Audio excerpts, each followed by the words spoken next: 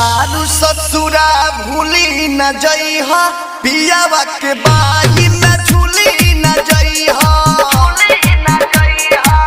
तारू ससुरा भूली न जइहा पियावा के बाही में झूली न जइहा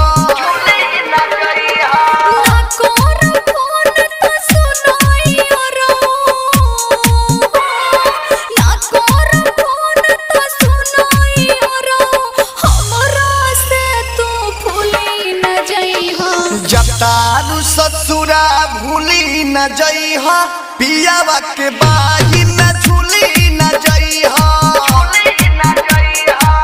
तारू ससुरा भूली न जइहा पियावा के बाही में झूली न जइहा Balaji recording studio Jadav presented by विदेशी लाल एंटरटेनमेंट।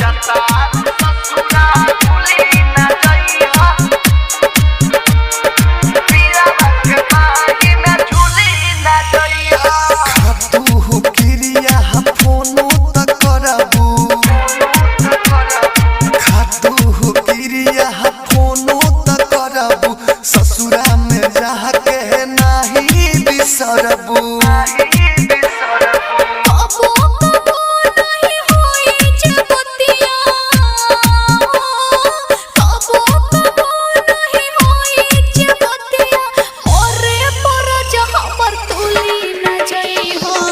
तारू ससुरा भूली न जइहा पियावा के बाही में झूली न जइहा तारू ससुरा भूली न जइहा पियावा के बाही में झूली न जइहा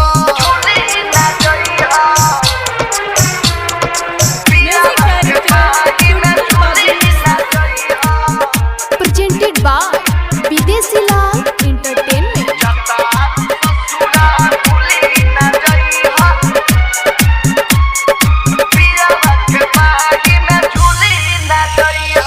दिन रात तोरा पे मत हरे है वियोग में दिन रात तोरा पे मत हरे है वियोग में पागल बन के घूमब बरोड में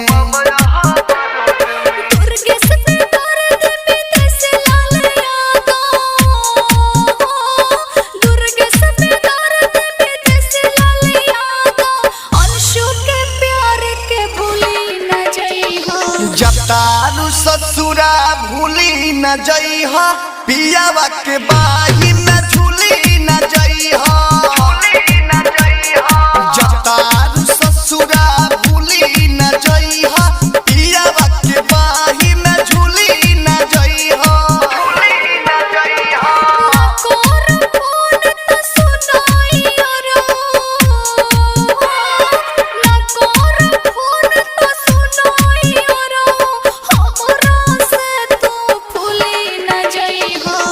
तारू ससुरा भूली न जइहा पियावा के बाही में झूली न जइहा। तो हेलो फ्रेंड्स, मेरा वीडियो आप लोगों को कैसा लगा? आशा करता हूँ कि ये वीडियो आप लोगों को बहुत ही अच्छा लगा होगा।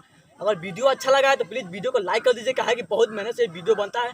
अगर मेरे चैनल को सब्सक्राइब नहीं किए तो प्लीज़ चैनल को जो है सब्सक्राइब कर दीजिए और साथ में जो बेल आता है उसको जो है आल पर क्लिक कर दीजिए, ताकि जब भी कोई भी नई वीडियो अपलोड करूँ उसका नोटिफिकेशन आपके पास तुरंत पहुँचे। तो फ्रेंड्स, आप लोग सपोर्ट कीजिए। मिलते किसी और वीडियो में, तब तक के लिए जय हिंद, लव यू, प्रणाम।